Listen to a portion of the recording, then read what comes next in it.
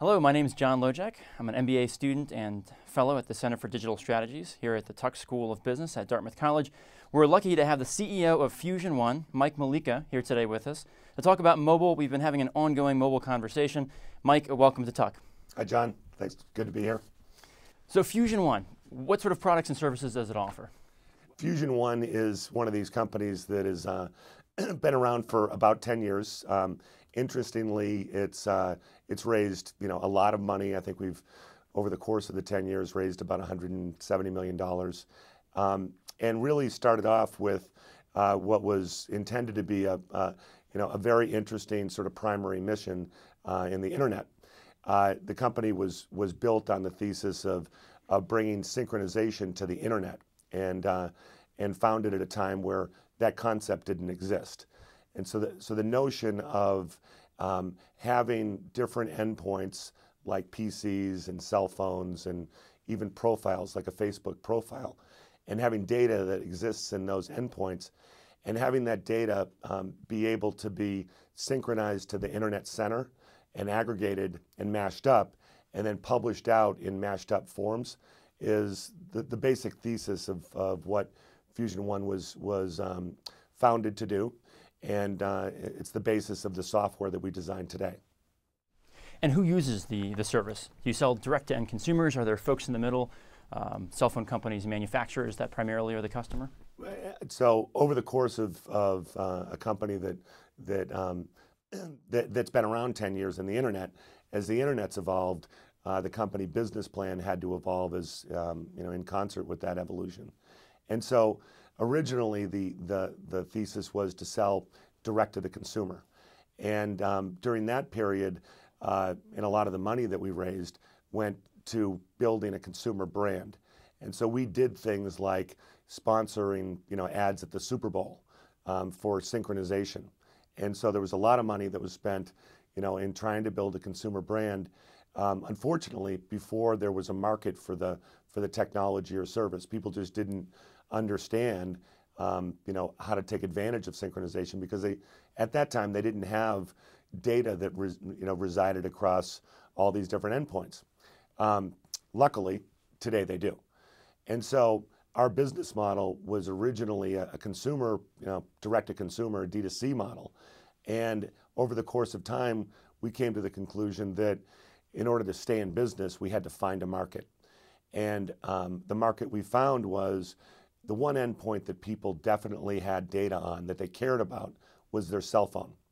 And the data that they cared about most was their address book. And about 4 years ago, we zeroed in on backing up your address book and making sure that if you lost your phone or it broke, or if you traded in phones and wanted to get a new phone, we could retain that data and restore it onto the phone. And so through the course of that market identification, we came to the conclusion that the right customer for us was the carrier. And so that's our customer today. Mm-hmm. And that begs the question, today people are using their phones to capture all kinds of content, photos, music, not just addresses and contacts anymore. Are you seeing trends and shifts in the kind of things that people want to back up and sync between devices? Sure. And so back to the original thesis, the idea was many endpoints, many data types.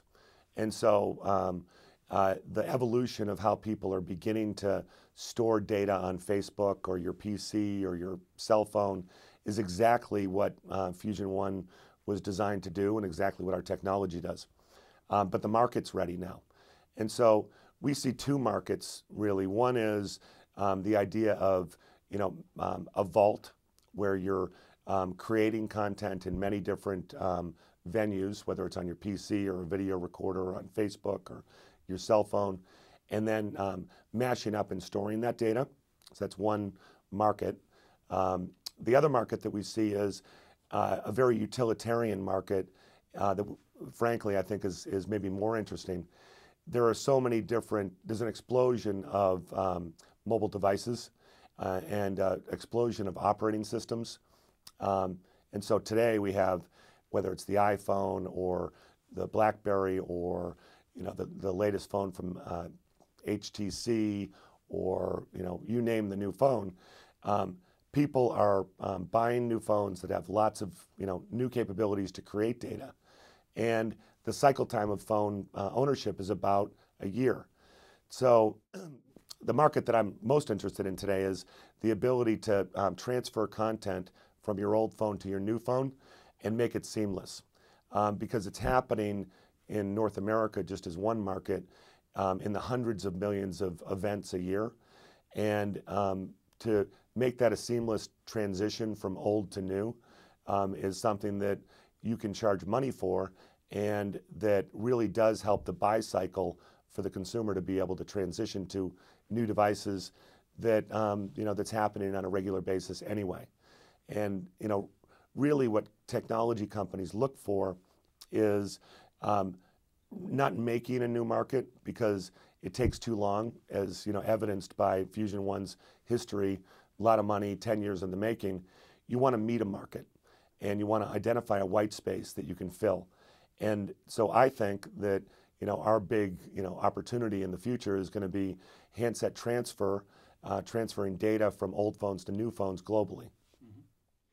What are some of the competitive threats? Are you seeing operators trying to get into the space and develop their own solutions and services?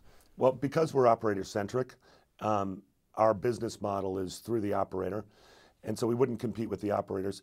Although operators do have a tendency, because they're in a concentrated market, you begin to vertically integrate. And so operators are now big entities with, some operators, AT&T, for instance, has 500,000 employees. And so their ability to be able to have IT staffs that are measured in the 40 or 50,000 employees is something that definitely is a competitive threat for technology companies trying to introduce new technology and get leverage from your investment. So excellent question, and I hadn't thought about it in that context. Probably our biggest competitor is our customer, and it's a tense situation sometimes, but our ability to be fast and be innovative and capture the best and brightest is superior to an operator, and so typically that gives you an advantage. So you're seeing some of the trends of what people are starting to back up. Are you seeing shifts in the kinds of things that consumers are using their mobile devices for? Absolutely. So we have this ability, which is interesting, because we back up. Today we back up probably across our customers 25 million address books a day, and we add about something on the order of 75,000 new subscriptions a day. And so in aggregate, we'll see something like 2 billion contacts, and the types of interactions between the contacts are visible within this aggregated database. And so there's definitely a movement towards using data services. The average number of pictures that people are storing on their phones has doubled in the last year. The number of data services that subscriptions over the population of phones has skyrocketed over the past year. The number of smartphones as a percentage of total phones versus feature phones is transitioning significantly. By the end of next year, we'll be in an almost completely smartphone market. So the transition of using your phone like you did your PC is definitely occurring, and it's occurring right now.